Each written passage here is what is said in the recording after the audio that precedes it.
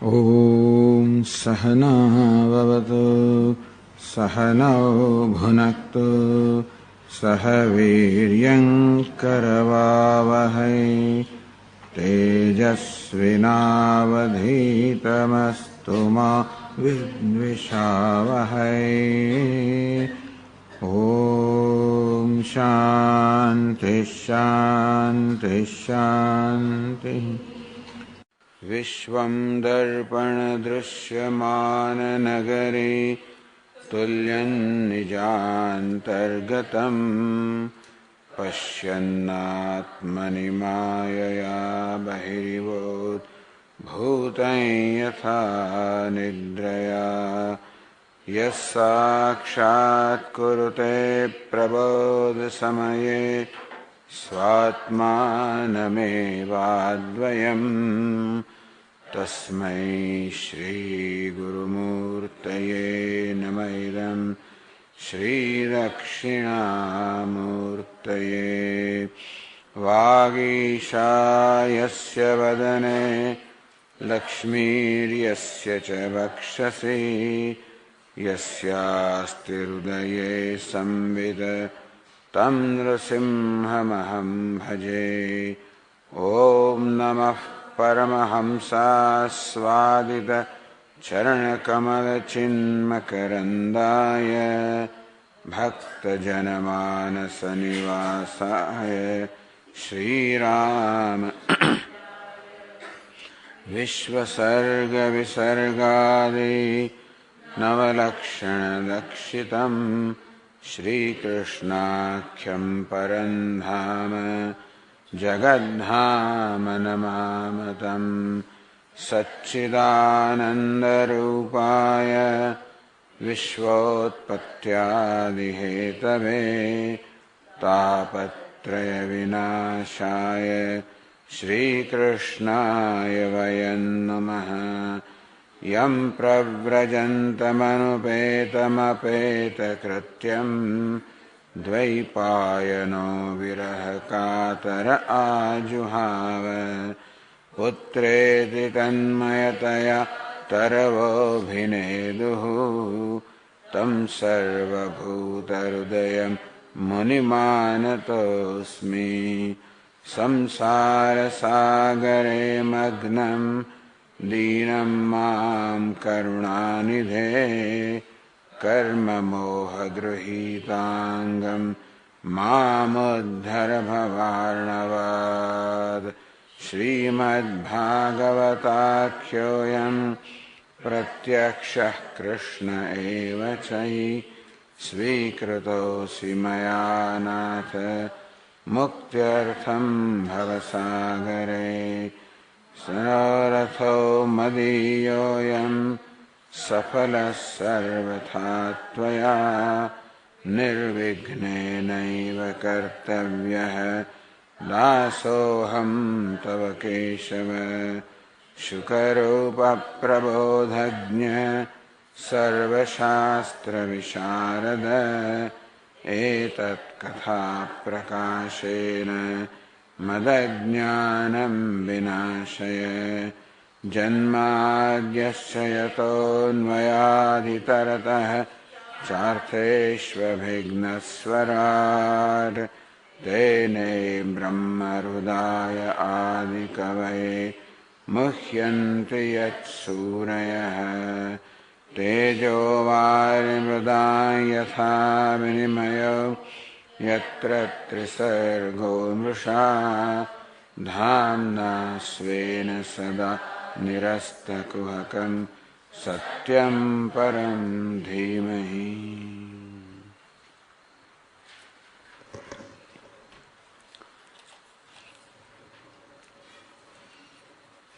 આ એકાદશ સ્કંધના 10મા અધ્યાયના અંતમાં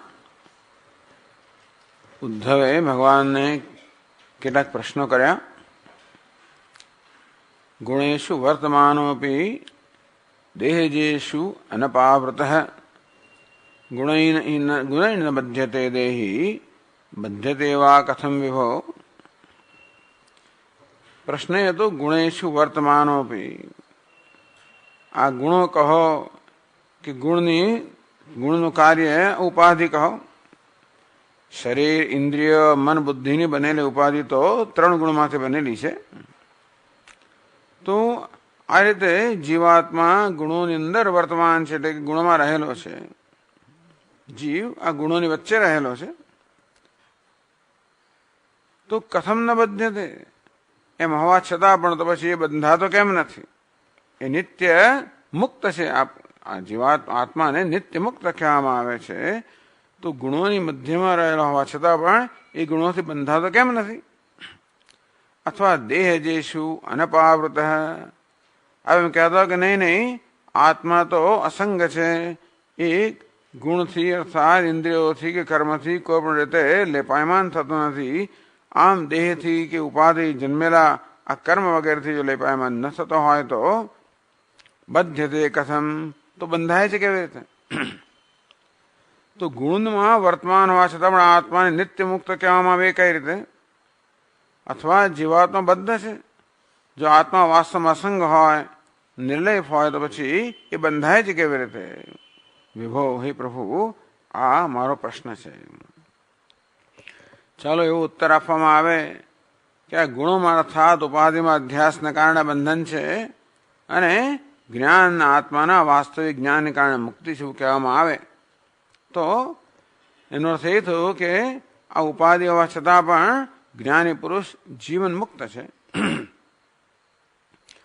તો પછી આ પ્રશ્નો થયા, કથમ વર્તેત? આમ જોવા જઈએ તો જ્ઞાની અને અજ્ઞાનીનું વર્તન તો બધું સમાન જ છે. બંને જણ ખાતા પીતા બોલતા ચાલતા બધું કરતા સમાન રીતે જણાય છે. તો પછી એ બે વચ્ચેનો ભેદ કેમ પારખવો? બંને આ ઉપાધિમાં વર્તમાન છે, ઉપાધિ દ્વારા વ્યવહાર કરી રહ્યા છે. તો પછી કથમ વર્તેત વિહરેત કૈર્વા જ્ઞાયેત લક્ષણૈ? તો આ બદ્ધ પુરુષ છે કેવી રીતે વર્તાવ કરે છે? કથમ વર્તેત વિહરેત, કેવી રીતે વિહાર કરે છે? જ્ઞાયેત લક્ષણૈ, કયા લક્ષણોથી બદ્ધ પુરુષને જાણી શકીએ, કયા લક્ષણોથી મુક્ત પુરુષને જાણી શકીએ?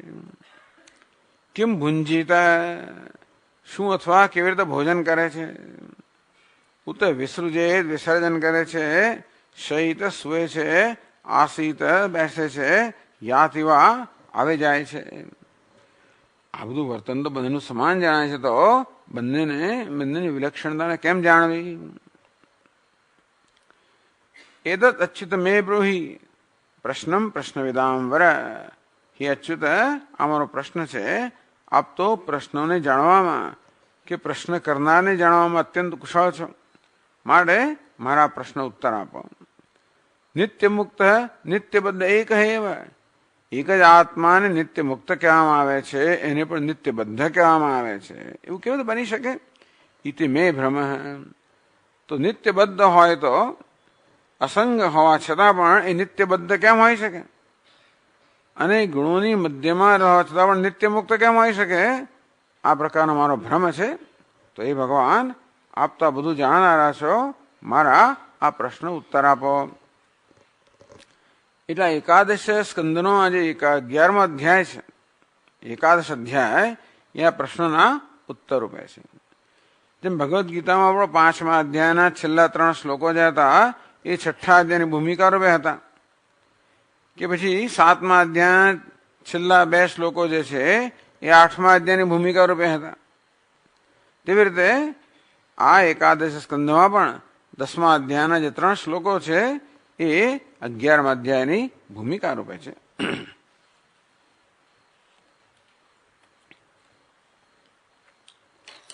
તો 11મા અધ્યાયના પણ 2 શ્લોક તો આપણે કરેલા છે ગઈ વખતે. નિત્ય મુક્ત નિત્ય બદ્ધ એક એવેતિ મે ભ્રમ. એક જ આત્મા નિત્ય મુક્ત પણ હોય, નિત્ય બદ્ધ પણ હોય, એ કેવી રીતે હોઈ શકે? એ ભ્રમ મારામાં જન્મ્યો છે. એવું જે કહ્યું તો એ ઉદ્ધવને પ્રશ્ન પૂછવામાં આવે, તત્કિમ વસ્તુતઃ વિરોધ પ્રતીતિ તેવા. તું જાણે એમ કહેશે ઉદ્ધવ કે એક જ આત્મા નિત્ય મુક્ત પણ હોય, નિત્ય બદ્ધ પણ હોય, આમ વિરુદ્ધ ધર્મો કેમ હોઈ શકે? તો તારો એ પ્રશ્ન જે છે એ તું વસ્તુતઃ વિરોધ, તને જે વિરોધ જણાય છે, એક જ આત્મા નિત્યબદ્ધ હોય, નિત્ય મુક્ત હોય, એ પ્રકારનો જે વિરોધ જણાય છે એ વસ્તુતઃ. તો શું તું એમ માને છે કે આત્મા, એક જ આત્મા બંધાયેલો પણ છે અને મુક્ત પણ છે? પ્રતીતિત હવા, અથવા તો એક જ આત્મા બદ્ધ, બંધાયેલો એમ પ્રતીત થાય છે અને મુક્ત એમ પ્રતીત થાય છે. આ પ્રતીતિના સ્તરનો વિરોધ છે કે સ્વભાવના કે સ્વરૂપના સ્તરનો વિરોધ છે? તારો પ્રશ્ન છે એ, તને એવો ભ્રમ છે કે આત્મા સ્વભાવથી જ નિત્યબદ્ધ, નિત્ય મુક્ત છે? તો વાત બરોબર છે. આ પ્રકારના વિરોધ ધર્મો એક જ આશ્રમ ન હોઈ શકે. અથવા તો એમ લાગે છે, આ પ્રશ્ન કેમ ઉપસ્થિત થયો કે મને આત્મા બદ્ધ પણ જણાય છે અને મુક્ત પણ જણાય છે, એક જ આત્મા બદ્ધ અને મુક્ત બંને કેમ હોઈ શકે? તો વસ્તુ તદ વિરોધ ન હોઈ શકે. વાસ્તવમાં આત્મા બદ્ધ પણ હોય અને મુક્ત પણ હોય તો ન, કારણ કે બંધ મોક્ષયો વાસ્તવત્વ અભાવાત. હે ઉદ્ધવ, આ બંધ અને મોક્ષ ખરેખર તો છે જ નહીં. આત્મા બંધ પણ નથી, માટે મોક્ષ પણ નથી. માટે બદ્ધ આપણે કોઈને મુક્ત કહીએ એ પણ બદ્ધની તુલનામાં જ કહીએ, એની અપેક્ષાએ કહીએ. ન નિરોધો ન ચોત્પત્તિ ન બદ્ધો ન ચ સાધક ન મુમુક્ષુર્વૈ ન વૈ મુક્ત ઇત્યેષા પરમાર્થતા. ન નિરોધ ન ચોત્પત્તિ, કોઈ નિરોધ એટલે કે સંહાર પણ નથી, ઉત્પત્તિ પણ નથી. ન બધ્ધો ન ચ સાધક, કોઈ બદ્ધ પણ નથી, કોઈ સાધક પણ નથી, કોઈ મુક્ત પણ નથી, કોઈ મુમુક્ષુ પણ નથી. ઇત્યેષા પરમાર્થતા. ટૂંકમાં આત્મા બધા પ્રકારના ધર્મથી મુક્ત છે, માત્ર ઉપાધિના કારણે આ પ્રકારના ધર્મનો આત્મા પર આરોપ કરવામાં આવે છે. અને તે રીતે આત્માને બદ્ધ માનવામાં આવે, મુક્ત માનવામાં આવે, પણ ઉપાધિના ધર્મોને કારણે, અધ્યારોપને કારણે વાસ્તવમાં આત્મા બદ્ધ પણ નથી અને તેથી મુક્ત પણ નથી. એટલે જ પહેલા શ્લોકમાં કહ્યું 115 પાના પર, બદ્ધો મુક્ત ઇતિ વ્યાખ્યા ગુણતોમેન વસ્તુતઃ. આ બદ્ધ છે, મુક્ત છે, આત્મા બદ્ધ છે, બંધાયેલો છે, મુક્ત છે, કે ભગવાન કે હું બદ્ધ છું, મુક્ત છું, એ પ્રકારની જે વ્યાખ્યા છે, ગુણતઃ મદધિન સત્વાદિ ગુણ ઉપાદિત. આ ગુણ શબ્દનો પ્રયોગ અહીંયા કર્યો છે અનેક રીતે, એક કારણાર્થમાં છે. ગુણ એટલે કે ગુણમાંથી બનેલી, ગુણોમાંથી બનેલી ઉપાધિ, ઉપાદિત નતુ વસ્તુતઃ. ટૂંકમાં ઉપાધિને કારણે આત્મા, ઉપાધિમાં અધ્યાસ હોય તો આત્મા બદ્ધ જણાય છે, અને ઉપાધિમાં અધ્યાસ ન હોય તો જ્ઞાન હોય તો આત્મા મુક્ત જણાય છે. વસ્તુતઃ વાસ્તવમાં આત્મામાં બંધ પણ નથી, મોક્ષ પણ નથી. આ બધું કહેવાઈ ગયું છે આગળ, છતાં પણ આ પ્રશ્નો ઉપસ્થિત થયા સ્પષ્ટતા કરવા માટે. ગુણસ્ય માયા મૂલત્વાત, ગુણસ્ય ગુણાનામ માયા મૂલત્વાત. આ ગુણો વાસ્તવમાં તો માયા મૂલત્વાત, આ માયાનું કારણ છે, માયાની જ અભિવ્યક્તિ છે. માયા ગુણનું કારણ તો ન કહેવાય, કારણ કે આ 3 ગુણની બનેલી માયા છે. આ સત્વરજસ તમસ એટલે માયા એટલે સત્વરજસ તમસ, કે માયામાંથી સત્વરજસ તમસ ઉત્પન્ન થાય એવું નથી, પણ માયા સત્વરજસ તમસની જ બનેલી છે. પણ એમ કહેવાય કે માયા અવ્યક્ત હોય ત્યારે આ ગુણો અભિવ્યક્ત નથી હોતા, અને માયા વ્યક્ત બને ત્યારે આ 3 ગુણ વ્યક્ત બને. એ રીતે એમને માયાની ઉપજ કહી શકાય. પણ આ બધા ગુણોનો સ્વભાવ છે માયા મૂલત્વાદ, એટલે વાસ્તવમાં આ માયા એટલે કે માત્ર દેખાવ જ છે. આ ગુણો માત્ર દેખાવ જ છે, એમાં કોઈ વાસ્તવિકતા નથી. ગુણસ્ય માયા મૂલત્વાદ બંધનમ નાસ્તિ અતએવ મોક્ષોપી નાસ્તિ. એટલે આ જે ગુણ છે, ઉપાધિ છે, એ આત્મામાં માત્ર બંધનનો એક દેખાવ ઉત્પન્ન કરે છે. આ ગુણ સ્વયં દેખાવત છે.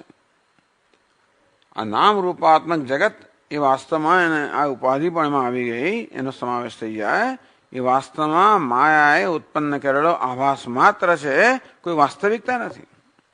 આ ઉપાધિ પણ જો વાસ્તવિક હોત, એ પણ સત્ય હોત, તો એને કારણે થયેલો બંધ જે છે એને સત્ય માની શકાય. પણ ઉપાધિ જે ગુણોને બનેલી છે ગુણો સ્વયં માત્ર આભાસ જ છે, વાસ્તવિક નથી. નનુ ઔપાધિકત્વેપી તંડુલપાકાદેવદ વાસ્તવત્વમ કિમ ન સ્યાત. એ વસ્તુ ઔપાધિક છે, ઉપાધિને કારણે છે, માટે ખોટી છે. શા માટે? જેવી રીતે આપણે ચોખા રાંધતા હોઈએ, એને આપણે ચૂલા પર મૂકીએ તો અગ્નિરૂપી ઉપાધિને કારણે આ જે ચોખા જે છે ચડી તો જાય જ છે ને. તો અગ્નિરૂપી ઉપાધિને કારણે ચોખા જે ચડ્યા છે એ ઉપાધિને કારણે વાસ્તવિક નથી એમ કેમ કહેવાય?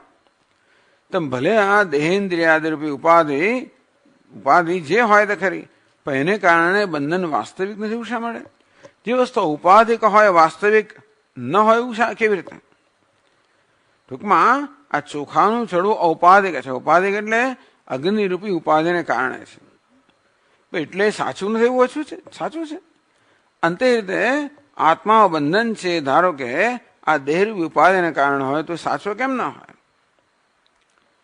એટલે ભગવાન કહે છે કે ગુણસ્ય માયા મૂલત્વાદ, કે આ ગુણ તો એનું મૂળ એટલે માયા જે છે. માયા એટલે જાદુ, એટલે માત્ર દેખાવા જ, આભાસ. જે વસ્તુ વાસ્તવમાં છે નહીં એને દેખાડવી એ માયાનું કામ છે. યદસત ભાસમાનમ તન્મિથ્યા. જે વાસ્તવમાં અસત એટલે છે જ નહીં છતાં ભાસે છે, આવું માયાનું કાર્ય છે.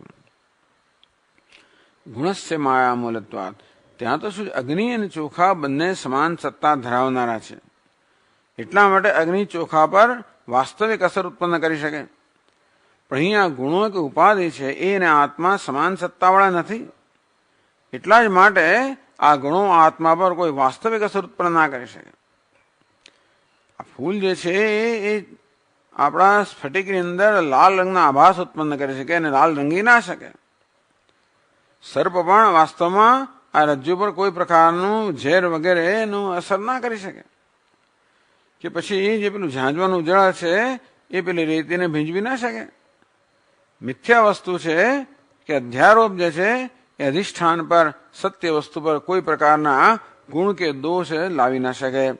અને તેથી આ ગુણોની બનેલી ઉપાધિ માયા મૂલત્વાદ મિથ્યા હોવાના કારણે આત્મા પર કોઈ વાસ્તવિક અસર ન ઉત્પન્ન કરી શકે. તેથી બંધ પણ નથી, એટલે વાસ્તવમાં મોક્ષ પણ નથી આત્મામાં. નનુ કથમ સર્વશાસ્ત્ર વિરુદ્ધ ઉચ્યતે.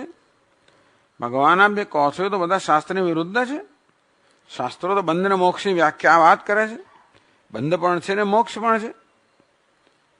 દૂરમેતે વિપરીતે વિશુચિ અવિદ્યાયા છે વિદ્યેતિ જ્ઞાતા. એક અવિદ્યા છે, બીજી વિદ્યા છે. આ શાસ્ત્ર કહે છે કે બંધ પણ છે ને મોક્ષ પણ છે. દ્વા સુપર્ણા સયુજા સખાયા વગેરે.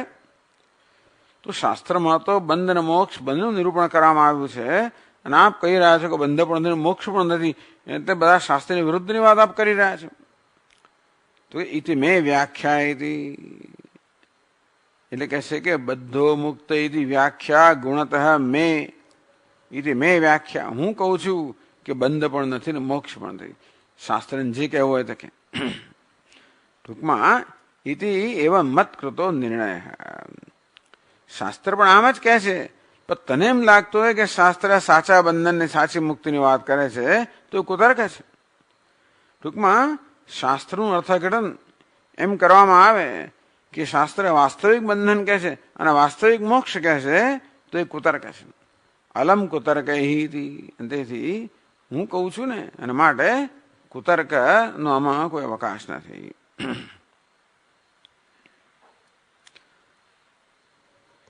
આ એક જરા અભિજાતનું અર્થઘટન અથવા અયમ એવમ અન્વય આત્મા બદ્ધ મુક્ત ઇતિ યા વ્યાખ્યા ઉક્તિ સામે ગુણતઃ મદ ગુણ પારતંત્ર્યાત. સ્વયં કહી શકાય કે એટલે બધો મુક્ત ઇતિ વ્યાખ્યા મે ગુણતઃ ન વસ્તુતઃ.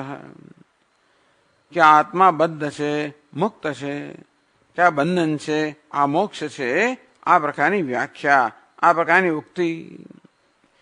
આ બંધ છે, આ મોક્ષ છે. મદ ગુણતઃ મદ ગુણ પારતંત્ર્યાત મારા ગુણોની પરતંત્રતાને કારણે છે. કેમ કહો છો? જીવાત્મા બદ્ધ છે, મુક્ત છે, કારણ કે મારા ગુણોને પરતંત્ર છે. જે ગુણોને પરતંત્ર નથી એમાં બંધન પણ નથી ને મોક્ષ પણ નથી. એવું ક્યાં જોવામાં આવ્યું? તો કે મારા પ્રત્યે જો હું બદ્ધ પણ નથી, ન મે મોક્ષો ન બંધનમ, મારો બંધન પણ નથી, મારું મોક્ષ પણ નથી. સ્વસ્મિન, હું કેમ છે? ગુણ નિયંત્રી, હું કોણ છું? ગુણનો નિયંતા છું. અને માટે જે ગુણથી નિયંત્રિત છે, જે મારા ગુણોથી નિયંત્રિત છે, એનામાં જ બંધન મોક્ષ છે. હું જે ગુણો નિયંતા છું એમાં બંધ પણ નથી, મોક્ષ પણ નથી. અતએવ ન મે બંધનમ ન મોક્ષો વા, અંતેથી મારે હમણાં બંધન પણ નથી કે મોક્ષ પણ નથી. આ બે પ્રકારના અર્થ આ શ્લોકના કરી શકાય. કે આ મારી વ્યાખ્યા છે, એટલે કે મારો નિર્ણય છે કે આત્મામાં બંધ પણ નથી અને મોક્ષ પણ નથી. આ બંધ અને મોક્ષ બંને આ ગુણોને કારણે ઉત્પન્ન થયેલા આભાસ માત્ર છે. અથવા એમ કહેવાય કે મારો બંધન મોક્ષ નથી, કારણ કે હું ગુણનો નિયંતા છું. જે ગુણથી નિયંત્રિત છે એમાં જ બંધન મોક્ષ છે. એવમ કારણભૂત ગુણાનામ માયામયત્વાત. અંતે આ રીતે આ બધા આ ગુણ જે છે, જે બંધન મોક્ષનું કારણ છે, એ કેવા છે? માયામય છે, મિથ્યા છે, આભાસ છે. તત્કાર્ય સંસ્કૃતિ માયા હતી. તે રીતે આ ત્રણ ગુણોથી રચાયેલી આ સંસાર અને એને કારણે એ સંસાર જે છે, જન્મ મૃત્યુ વગેરે, એ પણ કેવું છે? માયા જ છે. તો બંધ અને મોક્ષ એટલે સંસાર. પણ ટૂંકમાં બંધ અને મોક્ષનું કારણ જે ગુણો છે, માયા હોવાને કારણે આ માયાથી સર્જાયેલો સંસાર છે, એ પણ માયા જ છે. એ બીજા શ્લોકમાં કહે છે, શોક મોહ સુખમ દુઃખમ દેહાપત્યશ્ચ માયા સ્વપ્નો યથાત્મનસ ખ્યાતિ સંસ્કૃતિર ન તો વાસ્તવે. શોક મોહ સુખમ દુઃખમ દેહ આપત્તિશ્ચ. દેહને પ્રાપ્ત કરો, એક દેહમાંથી બીજા દેહમાં જવું, આ બધું માયાથી જ છે. આત્મામાં સુખ પણ નથી, દુઃખ પણ નથી, દેહને છોડવાનું પણ નથી, દેહને પ્રાપ્ત કરવાનું પણ નથી. સ્વપ્ન યથા આત્મન ખ્યાતિ. ખ્યાતિ સ્વપ્ન જેવી રીતે આત્મા પર કે બુદ્ધિ પર જેવી રીતે અધ્યારોપિત છે, તેવી રીતે આ શોક મોહ સુખ દુઃખ આ બધું આત્મા પર અધ્યારોપિત છે. સંસ્કૃતિ ન તો વાસ્તવિક. તેથી સંસાર, આ શોક અને મોહ એટલે સંસાર, સુખ દુઃખ એટલે સંસાર. એક દેહને છોડવો, બીજા દેહને પ્રાપ્ત કરો, એ પણ સંસાર. અથવા આ દેહમાંથી આપત્તિ એટલે દેહથી નિયમિત થવું, દેહમાં પરતંત્ર હોવું, આ બધો સંસાર જે છે એ વાસ્તવમાં માયાથી જ છે. જેમ સ્વપ્ન પણ માયાથી છે, એની કોઈ વાસ્તવિકતા નથી. સ્વપ્ન જેવી રીતે આત્મા પર કે બુદ્ધિ પરનો અધ્યારોપ છે, તેવી રીતે આ બધું પણ આત્મા પરનો. તો સ્વપ્ન જે છે બુદ્ધિ પરનો અધ્યારોપ છે, આ વ્યાવહારિક સુખ દુઃખ છે આત્મા પરનો અધ્યારોપ છે, એમાં વાસ્તવિકતા નથી.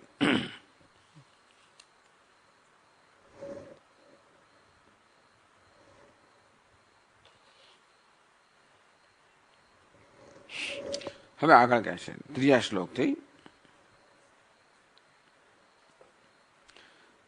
અતઃ વસ્તુ વિરોધ તાવન નાસ્તિ પ્રતીતિ ઔપાધિકી ઘટતે.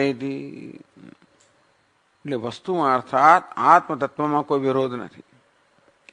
આત્મા બદ્ધ છે, મુક્ત છે, એ તો માત્ર ઉપાધિને કારણે છે. આત્મામાં બંધન પણ નથી, મુક્તિ પણ નથી. તેથી ન વસ્તુ વિરોધ, તત્વમાં કોઈ વિરોધ નથી. આત્મા હમણાં બંધાયેલો છે ને પછી મુક્ત થઈ ગયો, એ પ્રકારે સ્વભાવમાં પરિવર્તન થાય એવું નથી. નહીં સ્વભાવ ભાવાનામ વ્યાવર્તેત. વસ્તુ ક્યારે પણ પ્રકૃતિ અન્યથા ભાવ ન કથંચિત ભવિષ્યતિ. વસ્તુ ક્યારે પોતાનો સ્વભાવ છોડે જ નહીં. માટે આત્મામાં બંધ મોક્ષ આ બંને વસ્તુ કોઈ વાસ્તવિક નથી, ઔપાધિક છે. એ વાત ત્રીજા શ્લોકમાં કહે છે. તો કહે છે અહીંયા,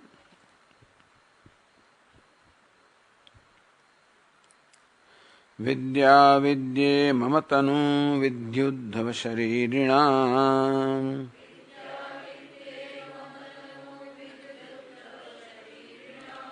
મોક્ષ બંધ કરી આદ્યે માયયા મે વિનિર્મિતે.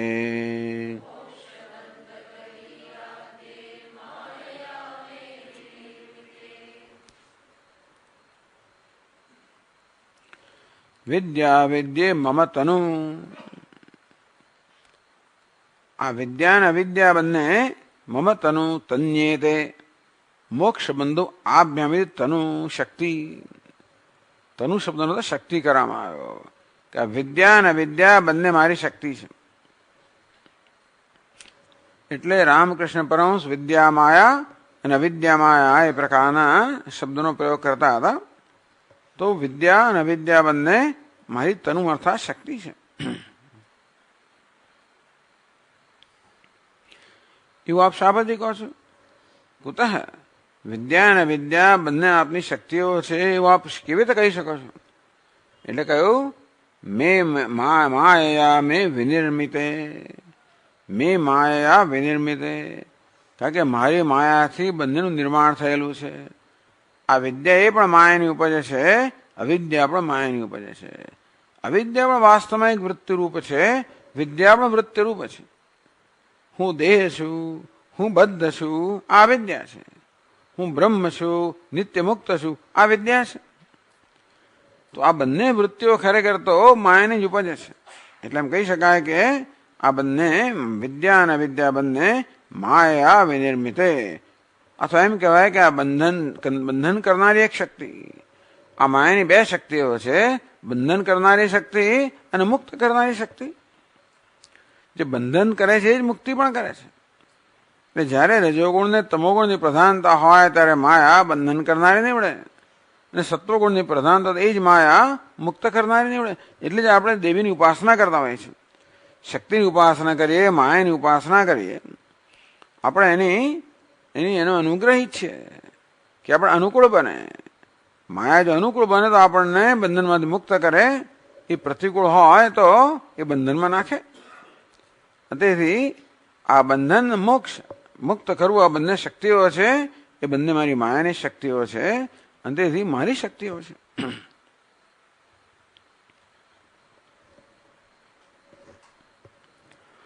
એટલે કહ્યું મોક્ષ બંધ કરી વિદ્યા વિદ્યે. મોક્ષ બંધ કર્યૌ, ખરેખર દ્વિવચન હોવું જોઈએ, પણ એક વચનનો અહીંયા પ્રયોગ છે. મોક્ષ બંધ કરી દઈએ તો એક વચનમ દ્વિવચનાર્થ. વિદ્યા વિદ્યે બંધ મોક્ષ કર્યૌ. ટૂંકમાં આ વિદ્યા મોક્ષ કરનારી છે અને અવિદ્યા છે એ બંધ કરનારી છે.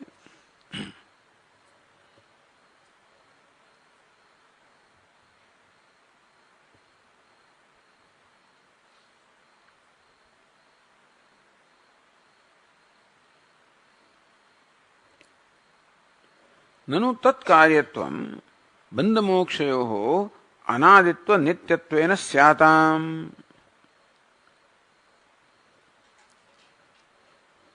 તો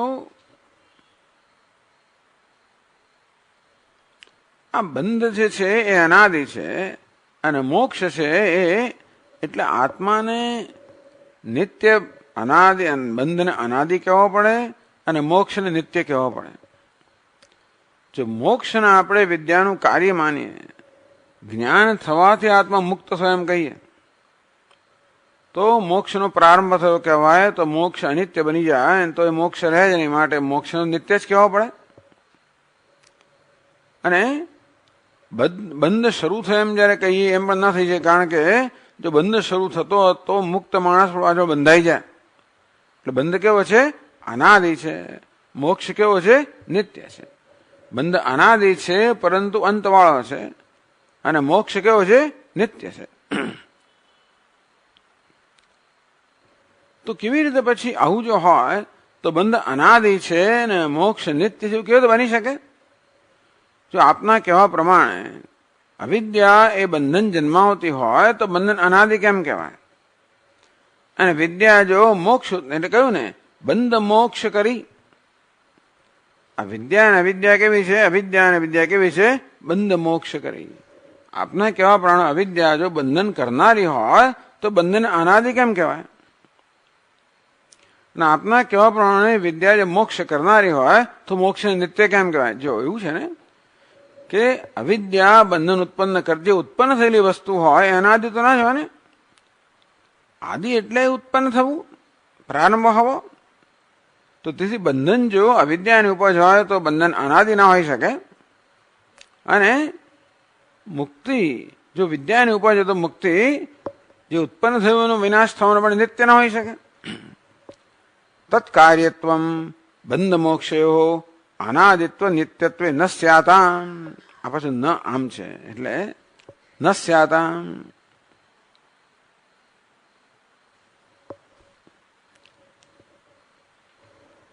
એટલે કારણ કે બંધન અનાદિ છે.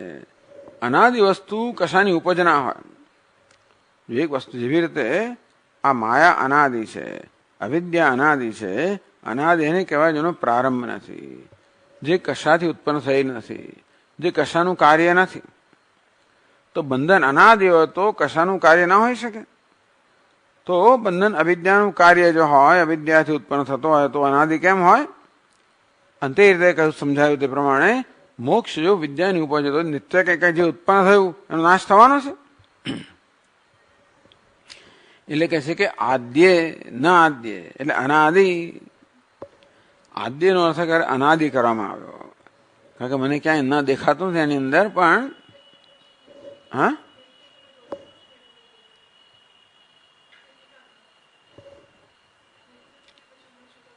ના એ તો છૂટો કર્યો, પણ ન આદ્ય અનાદિ. શ્લોકમાં તો આદ્ય જ છે એટલે આદ્યનો અર્થ અનાદિ કરવામાં આવ્યો. આ બંને કેવી છે? એ પોતે જ આદ્ય છે, આદિમાં છે. એટલે કે એમનો કોઈ આદિ નથી. એટલે આ વિદ્યા અને અવિદ્યા બંને કેવી છે? અનાદિ છે. અવિદ્યા અનાદિ હોવાને કારણે બંધ પણ અનાદિ છે,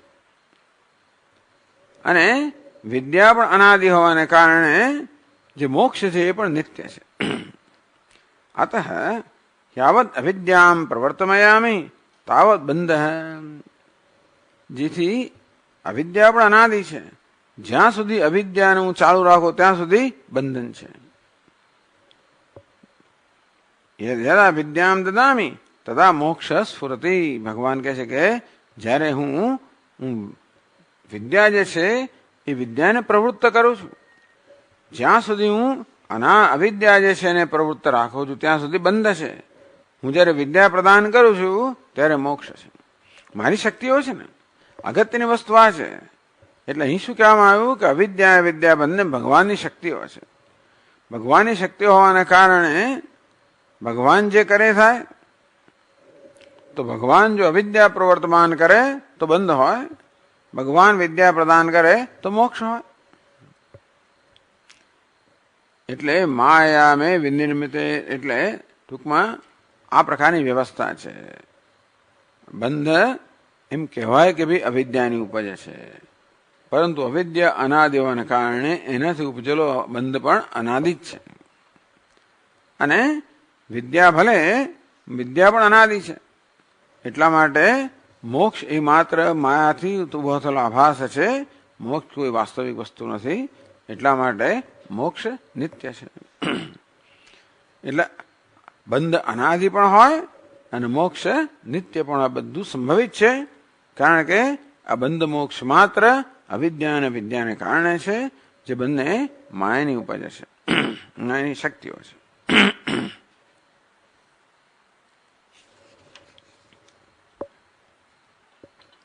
એટલે કે જે વિદ્યા વિદ્યા છે મત સંકલ્પ આયતે ઇત્યર્થ. એટલે એમ કહેવામાં કે વિદ્યા અને અવિદ્યા બંને ભગવાનના સંકલ્પ પર આધારિત છે. એટલે ટૂંકમાં ભગવાન નક્કી કરે કે કોણ મુક્ત થશે અને કોણ બદ્ધ રહેશે.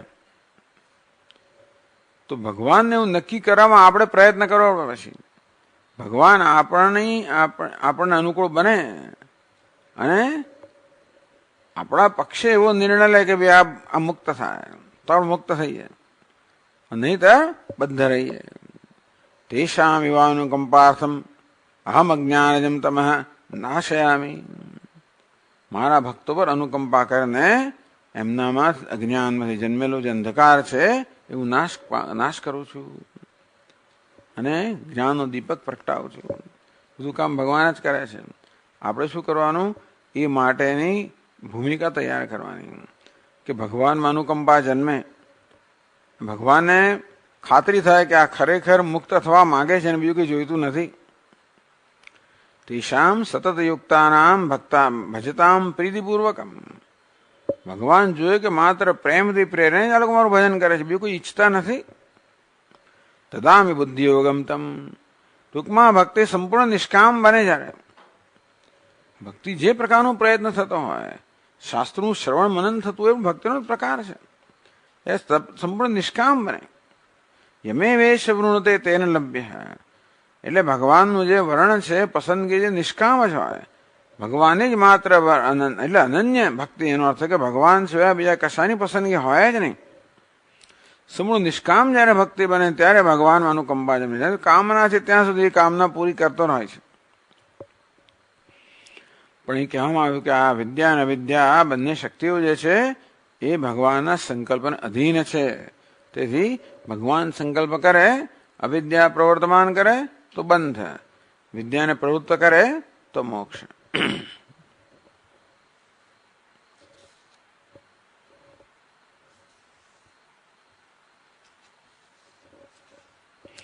નિત્યો નિત્યાનામ ચેતનશ્ચેતનાનામ એકો બહુનામ યો વિદધાતિ કામાન વગેરે.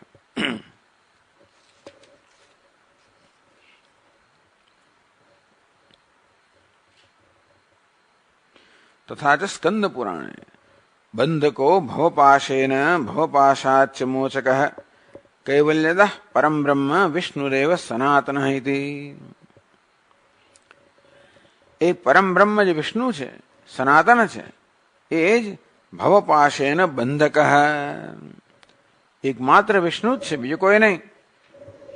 એટલે વિષ્ણુ સિવાય બીજા કોઈને આ પ્રકારની શક્તિ નથી. ભવપાશેન બંધક.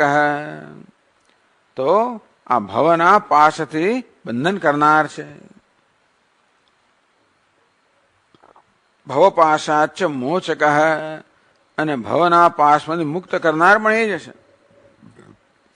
અહમેવ બંધ મોક્ષ દાતા ઇતિ ભાવ. ભગવાન કહે છે હું જ બંધન મોક્ષને પ્રદાન કરનારો છું. અને સ્કંદ પુરાણમાં સ્પષ્ટ કહેવામાં આવ્યું.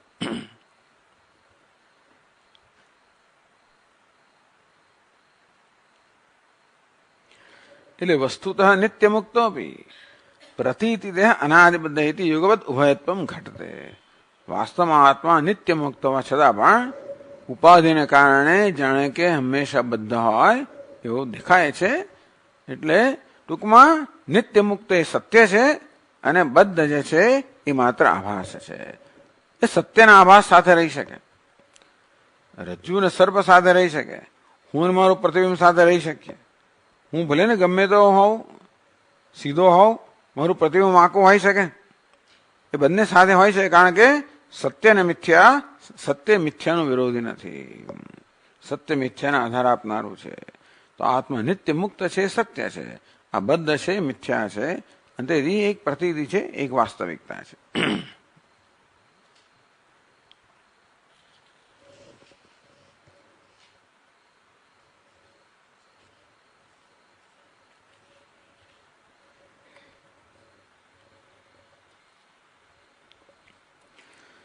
તો આગળના શ્લોકમાં કહ્યું વિદ્યા વિદ્યે મમ તનુ વિદ્યુદ્ધ્યવ શરીરિણામ. તત્ર શરીરિણામ એટલે બહુવચન નિર્દેશાત. આ શરીર જીવો, આ જીવો જે છે એને બંધન કરનારી વિદ્યા છે, મુક્ત કરનારી વિદ્યા. એટલે ઘણા બધા જીવ હોય, ઘણા બધા આત્મા હોય, એવી જાતનું જાણે ત્યાં આગળ એક સૂચન થયું એવું લાગે છે.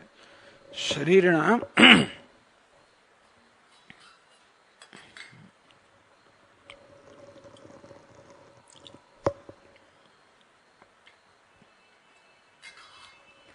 આ પ્રકારના બહુવચન પ્રયોગથી કોઈને એમ લાગે બહુવચન નિર્દેશાત વિષય ભેદન અવિરોધ ઉક્ત ભ્રાંતિ વ્યાવર્તન. અથવા ભગવાને શરીરિણામ ઘણા બધા જીવો છે એટલે એક જીવ બદ્ધ હોય અને બીજો મુક્ત હોય એમ કહીને કહ્યું હોય કે બંધન મુક્તિ બંને બરોબર છે, એવું કદાચ ભગવાને કહ્યું ભ્રમ કોઈને જન્મે. ખરેખર ભગવાન એમ કહ્યું કે ઉપાધિને કારણે બંધનો આભાસ છે અને મોક્ષનો આભાસ છે. આત્મા વાસ્તવ નિત્ય મુક્ત છે, પણ અવિદ્યાને કારણે બદ્ધ હોય એમ જણાય છે. એક જ આત્મા, અનેક નથી કહું. પણ શરીરિણામ એટલે બધા દેહધારીઓ. આ દેહધારીઓ અનેક છે એટલે ભગવાને કદાચ એવી જાતનો ઉત્તર આપ્યો હોય કે એમને કેટલાક દેહધારીઓ બદ્ધ હોય ને બીજા મુક્ત હોય એવું બની શકે. તો કે નહીં, એટલે બંધ ને મોક્ષની વ્યવસ્થા જે છે ને એ ભગવાન હવે આપણે તર્કબદ્ધ રીતે સમજાવે છે પછીના શ્લોકમાં. આ બધું એકદમ ટેકનિકલ ટૂંકમાં આમાં ક્યારે એકદમ ટેકનિકલ ડિસ્કશન આવી જાય ને ક્યારે બીજું તો આવી જાય. તમે ભાગવત સાંભળો ત્યારે એકદમ કોઈ દાડો નાયવલી વંશાવળી જ સાંભળવા મળે તમને. તમે એકાદ સ્કંદ આવો તો ક્યારે એકદમ ઘનઘોર વેદાંત જ સાંભળવા મળે, ક્યારેક વળી ભક્તિ રસ પણ સાંભળવા મળે, ક્યારેક કર્મનું પણ વિવેચન આવે. એકસ્યૈવ મમાંશસ્ય જીવસ્યૈવ મહામતે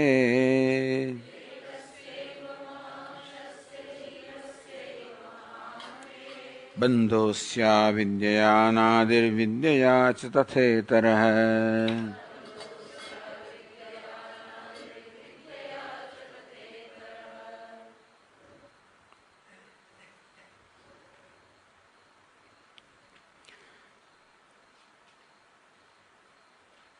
એકસ્યૈવ મમ અંશસ્ય જીવસ્ય. જીવ એટલે આત્મા એક જ છે.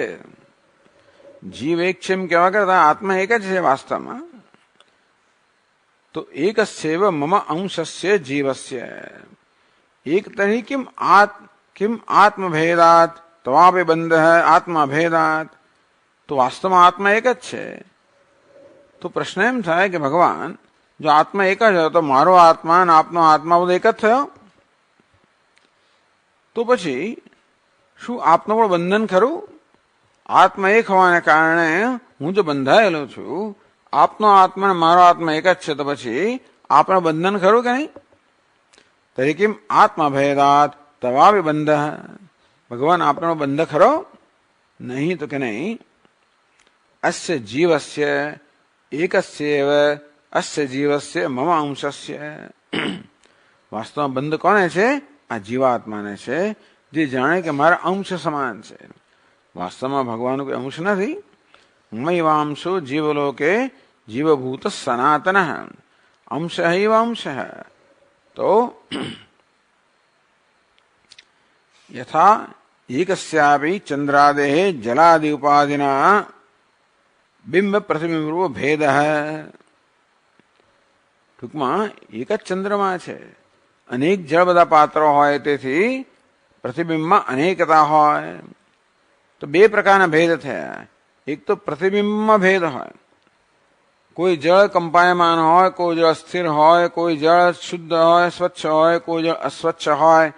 એટલે પ્રતિબિંબો જાત જાતના બધા હોય. કોઈ હલનચલન કરનાર પ્રતિબિંબ હોય, કોઈ નિસ્તેજ પ્રતિબિંબ હોય, કોઈ તેજસ્વી હોય. આમ પ્રતિબિંબની મધ્ય ભેદ હોય. તદુપરાંત પ્રતિબિંબ અને બિંબ વચ્ચે પણ ભેદ હોય. તો જેવી રીતે એકસ્યાપી ચંદ્રાદેહ જલાદિ ઉપાધિના બિંબ પ્રતિબિંબ રૂપો ભેદ. બિંબ અને પ્રતિબિંબ રૂપો એ પ્રકારનો ભેદ છે. યથા ચ તત્ર જલકૃતા કંપાદે પ્રતિબિંબસ્યૈવ. એમાં આ જળને કારણે જે કંપન હોય, નિસ્તેજતા હોય, ખાલી પ્રતિબિંબને જ લાગુ પડે, બિંબને નહીં. ભગવાન કે મને બંધન લાગુ ના પડે, હું કોણ છું? બિંબ છું. આ જીવો કેવા છે? મારા પ્રતિબિંબ છે. અંતઃકરણ રૂપી આ બધા જળના પાત્રો છે. એમાં ચૈતન્ય રૂપી જે બિંબ છે એ અંતઃકરણ રૂપી ઉપાધિમાં પ્રતિબિંબિત થાય, એને આપણે જીવ કહીએ, એને અંશ કયો. આ પ્રત્યેક પ્રતિબિંબ જે ચંદ્રમાનું છે એને ચંદ્ર અંશ કહી શકાય. અંશ એવ અંશ. એક જ ચંદ્ર જાણે કે અનેકમાં વહેંચાઈ ગયો એમ લાગે, તો જાણે અનેક ચંદ્ર હોય. તેથી આ પ્રત્યેક પ્રતિબિંબ છે ચંદ્ર જાણે કે અંશ હોય. અને એ રીતે પ્રતિબિંબ અને બિંબમાં જાણે કે ભેદ છે. તો આ જળની જે કે બધા એના ધર્મો છે એ બધા કોને લાગુ પડે? પ્રતિબિંબને લાગુ પડે.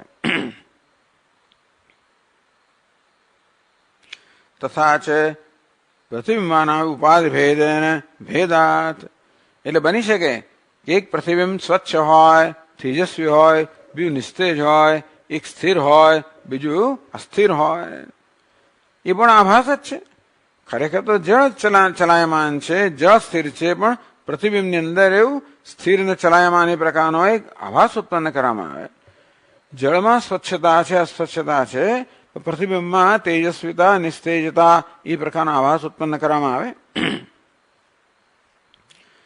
પ્રતિબિંબાના ઉપાધિ ભેદન ભેદાત, એ પ્રતિબિંબનો પણ ભેદ ખાલી ઉપાધિના ભેદને કારણે છે, વાસ્તવિક ભેદ નથી. એથી એકસ્મિન ઉદકુંભે ભગ્ને, એટલે એક ચલો કુંભ છે, એમ માનો કે અનેક બધા ઘડાઓ છે જેમાં જળ ભરેલું છે. એ દરેકમાં ચંદ્રનું પ્રતિબિંબ પડે છે. એક ઘડો તૂટે તો શું થાય? તદગત પ્રતિબિંબસ્ય બિંબૈક્યમ. આમાં જો ઘડો તૂટે તો શું થાય? પાણી ઢોળાઈ જાય. પાણી ઢોળાઈ જાય એટલે પ્રતિબિંબ પણ અદૃશ્ય થઈ જાય. ખરું ને? એ પ્રતિબિંબ ક્યાં જતું રહે? તો જ્યાં સુધી ઘડામાં જળ છે ત્યાં સુધી ચંદ્રનું પ્રતિબિંબ છે. ત્યાં સુધી પ્રતિબિંબ જાણે કે બિંબથી ચંદ્રથી જુદું છે. આ ઘડો તૂટી જાય, પાણી ઢોળાઈ જાય, પ્રતિબિંબ અદૃશ્ય થઈ જાય. ક્યાં જાય? ચંદ્રમાં મળી જાય. આ રીતે પ્રતિબિંબ અને બિંબનો ઐક્ય થાય. જ્યાં સુધી ઉપાધિ છે ત્યાં સુધી બંનેમાં જાણે કે દેખાતો ભેદ છે. એ ઉપાધિ નષ્ટ થઈ જાય એટલે જે ભેદ હતો એ પણ નષ્ટ થઈ જાય. એ ભેદ માત્ર દેખાવાનો જ હતો, એ દેખાવાનો ભેદ ચાલી જાય ને બિંબ ને પ્રતિબિંબ વચ્ચે ઐક્ય થાય. એટલે આ પ્રતિબિંબ મુક્ત થઈ ગયું. તો બીજા બધા જે બદ્ધ રહ્યા, કારણ કે જે ઘડો તૂટ્યો અને જે ઉપાધિ ગઈ એના જ પ્રતિબિંબને મુક્તિ મળે. બીજા બધા પ્રતિબિંબ જે બદ્ધ જ છે તે રીતે એક જ ચંદ્ર છે. આ બધા પ્રતિબિંબ જાણે કે ચંદ્રના અંશ છે અને બધા વચ્ચેનો ઉપાધિને કારણે ભેદ છે. એટલા માટે બધાના વર્તનમાં પણ ભેદ છે. એટલે એક પ્રતિબિંબ મુક્ત થઈ ગયું, બીજા બધા જે બદ્ધ છે બની શકે. આ પ્રકારની વ્યવસ્થા. તથા અવિદ્યાયામ પ્રતિબિંબસ્ય મદ અંશસ્ય જીવસ્યેવ તત્કૃતો બંધ. અંતેથી અવિદ્યામાં પ્રતિબિંબિત ભગવાન કે જયારે અવિદ્યામાં પ્રતિબિંબિત થયો છે એ જીવ કેવો છે? બદ્ધ છે. ઉપાધિ ભેદાત, અંતેથી ઉપાધિના ભેદને કારણે અનેકતાની વ્યવસ્થા છે. આમ આત્મા એક જ હોય તો જીવાત્મા અનેક કેમ હોઈ શકે? ચંદ્ર એક હોય તો જેમ પ્રતિબિંબ અનેક હોય તેવી રીતે આત્મા એક હોય તો પણ જીવાત્મા અનેક હોય. અનેકતા કોણ ઉત્પન્ન કરે છે? ઉપાધિ. જેમ જળ પાત્રોની અનેકતા ચંદ્રમાં અનેકતાનો દેખાવ ઉત્પન્ન કરે તેવી રીતે અંતઃકરણની અનેકતા, એને કારણે અવિદ્યાની અનેકતા છે, પણ આ આત્મામાં જીવાત્મામાં અનેકતાનો ભાસ ઉત્પન્ન કરે છે.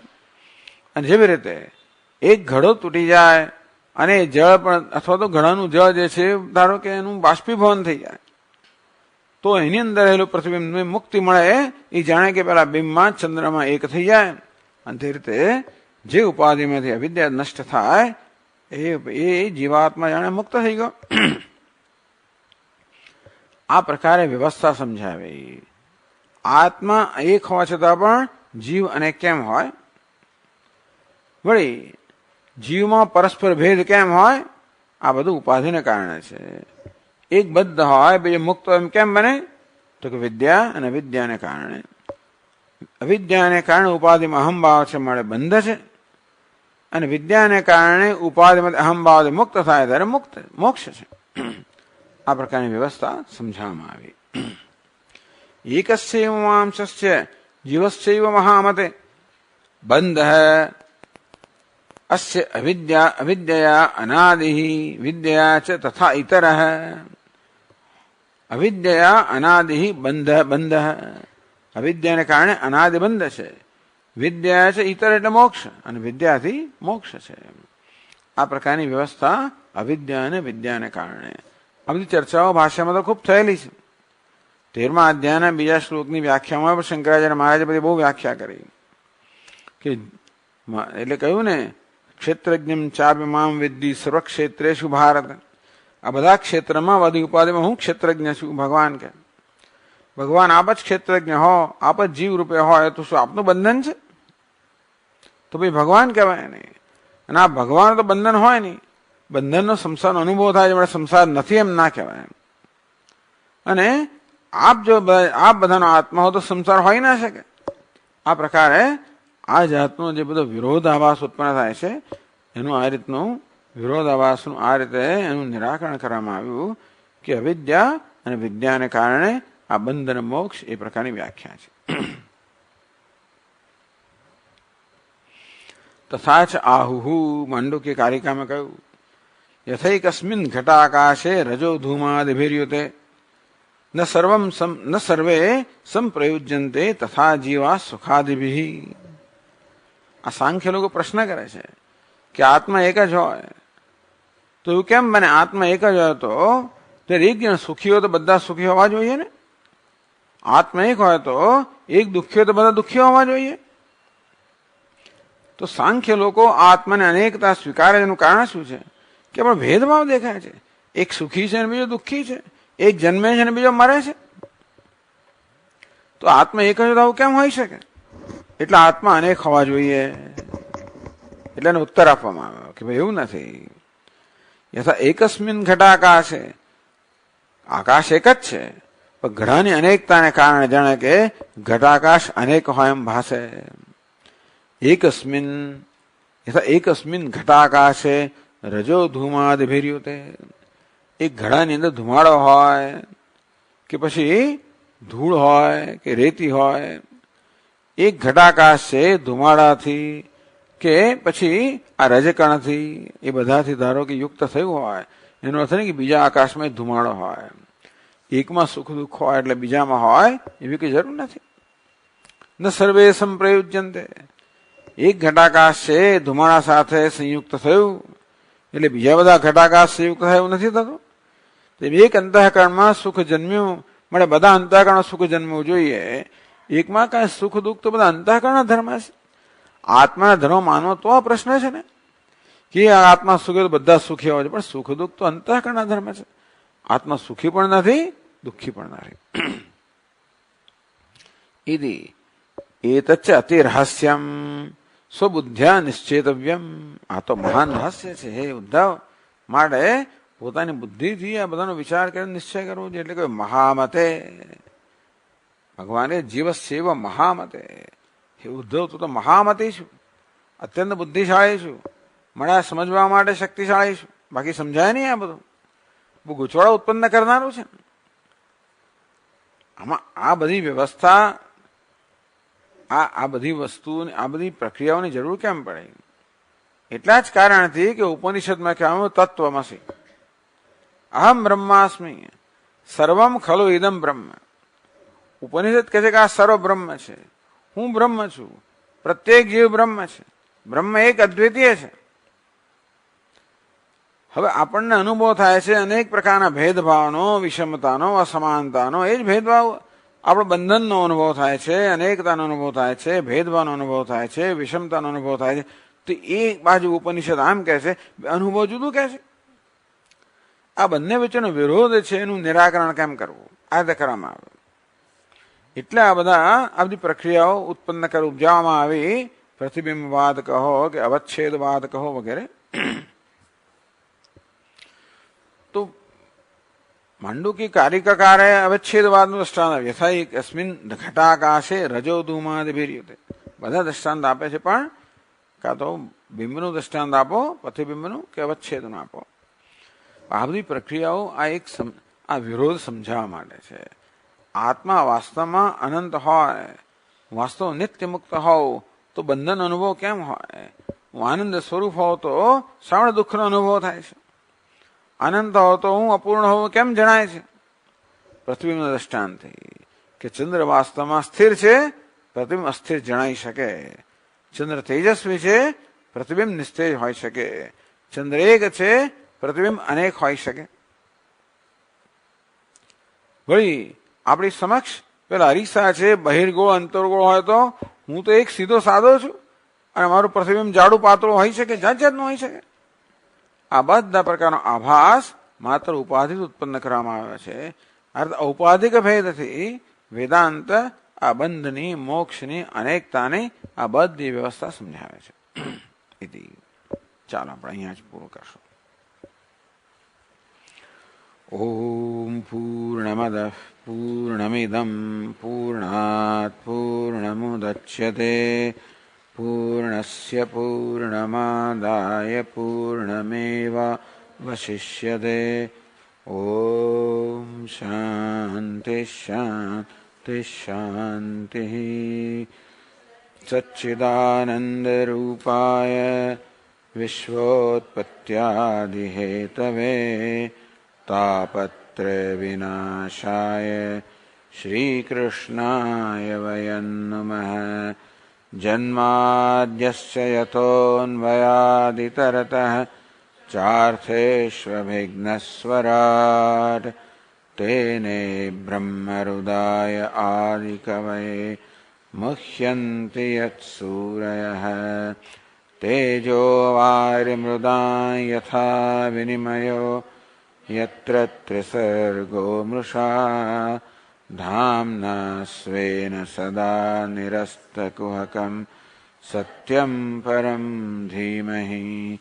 ॐ शान्ति शान्ति शान्तिः. हरिः ॐ. श्री गुरुभ्यो नमः. हरिः ॐ.